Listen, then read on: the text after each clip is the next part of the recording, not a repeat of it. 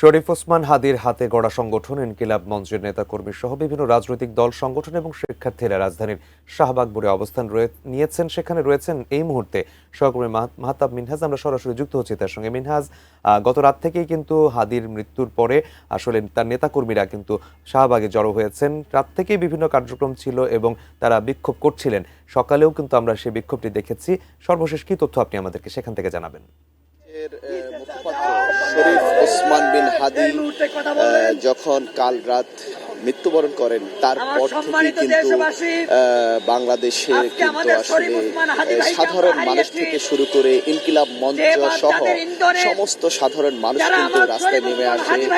বিশেষ করে রাজধানীতে কিন্তু রাজধানীর বিভিন্ন জায়গায় কিন্তু আমরা পুরো রাত দেখেছি আসলে বিভিন্ন জায়গায় ব্লকেট কর্মসূচির পাশাপাশি ভাঙচুর, অগ্নিসংযোগের মতো ঘটনা ঘটে এবং শুরুতেই কিন্তু আন্দোলনকারীরা শাহবাগে এসে জড়ো হন এবং এখান থেকে কিন্তু আসলে আন্দোলনটি সারা রাজধানী জুড়ে ছড়িয়ে পড়ে। আমরা এই মুহূর্তেও আপনি যেমনটি দেখতে পাচ্ছেন যে শাহবাগ এলাকাতে কিন্তু এখনো যারা আন্দোলনকারী আছেন, অবস্থানকারী আছেন, তারা কিন্তু এখনো এখানে অবস্থান করছেন এবং তারা কিন্তু ভারতীয় যে আগ্রাসন বিরোধী সেই স্লোগানগুলো দিচ্ছেন এবং আমরা এই মুহূর্তে কিছুটা আমরা কম লোকের উপস্থিতি দেখতে পাচ্ছি। আমরা যেমনটি দেখেছি যে আসলে এখানে রাত জুড়ে হাজার হাজার সাধারণ মানুষ ছিলেন। আসলে আমরা যতটুকু জানি যে সময়ের সঙ্গে সঙ্গে হয়তো এখন আবারও এখানে লোকজনের উপস্থিতি বাড়তে থাকবে। আরএফএল অডিটর, বাঁকা হয় না, ফাঁকা হয় না, আর ভাঙা এক কথায় অসম্ভব। আমরা জানি যে বাদ জুমা এখানে আগ্রাসন বিরোধী একটি সমাবেশ হবে, তখন এখান থেকে আরো বিভিন্ন ধরনের কর্মসূচির ডাক দেওয়া হতে পারে। আপনি যেমনটি জানেন যে আসলে গতকাল রাতে যখন শরীফ ওসমান হাদি মারা যায় তখন কিন্তু আসলে আন্দোলনে যারা আন্দোলনকারী ছিলেন তারা বিভিন্ন গণমাধ্যম অর্থাৎ প্রথম আলো, ডেইলি স্টার সহ আরো বিভিন্ন স্থাপনায় কিন্তু ভাঙচুর করেন, অগ্নিসংযোগ করেন, ব্লকেট কর্মসূচি পালন করেন।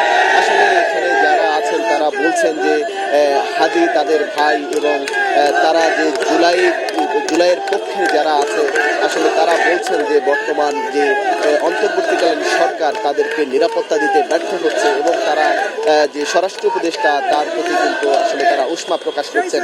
তারা বলছেন যে আসলে বাংলাদেশে ভারতীয় আধিপত্যের কোনো জায়গা হবে না, ভারতীয় পণ্যের যে পণ্য রয়েছে সে পণ্য বয়কটের তারা এখানে ডাক দিচ্ছেন। অর্থাৎ ভারতীয় আগ্রাসনের কোনো বিষয় কিন্তু আসলে তারা বাংলাদেশে সহ্য করবেন না বলছেন।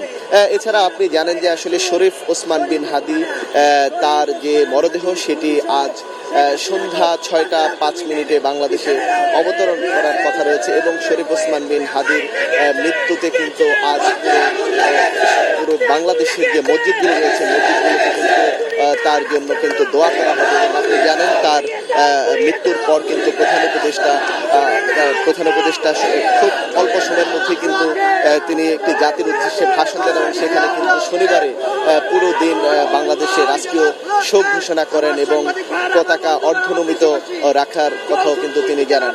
তো সাইমুল, আসলে এখানে যারা আন্দোলনকারী আছেন তারা এখনো আসলে এখানে স্লোগান দিচ্ছেন, তাদের ভাইয়ের যে মৃত্যু সেই মৃত্যুর সঠিক বিচার তারা দাবি করছেন। তারা চাইছেন যে আসলে বাংলাদেশে যেন আসলে আর সামনের দিকে কারো যারা বিশেষ করে জুলাই যোদ্ধা রয়েছেন তাদের জন্য আসলে জীবনের কোনো মানে আসলে নিরাপত্তাহীনতা না থাকে এবং এখানে যারা এই মুহূর্তে রয়েছেন আসলে তারা যেমনটি বলছেন, যদিও আসলে এখানে কোনো কেন্দ্রীয় নেতা এই মুহূর্তে উপস্থিত নেই, যদিও তারা এইখানে যারা নেতাকর্মী রয়েছেন তারা বলছেন যে সকাল 9টার পর থেকে তারা পুরো বাংলাদেশে ব্লকেট কর্মসূচির আহ্বান করেছেন। আসলে এখানে যারা আছেন আমরা একটু একজনের সঙ্গে এই বিষয়টি নিয়ে কথা বলতে চাই। আপনি যেমনটি বলেছেন যে আসলে এখানে আপনারা আজ সকাল 9টার পর থেকে সারা বাংলাদেশে ব্লকেট কর্মসূচি, এই বিষয়টি নিয়ে আপনি একটু বলবেন। আপনারা জানেন 24শে গণ অভ্যুত্থানে সারা বাংলাদেশে লাখো লাখো বিপ্লবীরা রাজপথে নেমেছিল।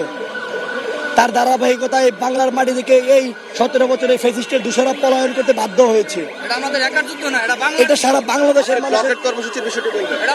এই ব্লকেট কর্মসূচিটি হচ্ছে এখানে আপনারা দেখতে পাচ্ছেন ছাত্র জনতা, বিভিন্ন আলেম সমাজ থেকে শুরু করে সকলে এখানে উপস্থিতি আছে। সকলের সিদ্ধান্ত ক্রমে, সকলের আলোচনা ক্রমে আমাদের বর্তমানে যে বিপ্লবীদের যে কোনো নিরাপত্তা নাই, স্বরাষ্ট্র উপদেষ্টা এখনো পর্যন্ত উনি আইনিভাবে কোনো পদক্ষেপ নিচ্ছে না, উনি ব্যর্থ।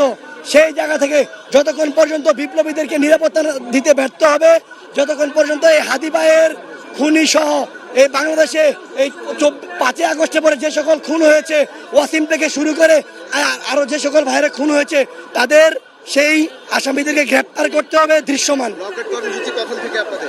আজকে সকাল 9টা থেকে। হ্যাঁ সাইমুল, আসলে যেমনটি শুনলেন এখানে যিনি রয়েছেন তিনি বলেছেন সকাল 9টার পর থেকে তারা সারা বাংলাদেশে ব্লকেট কর্মসূচির আহ্বান করেছেন।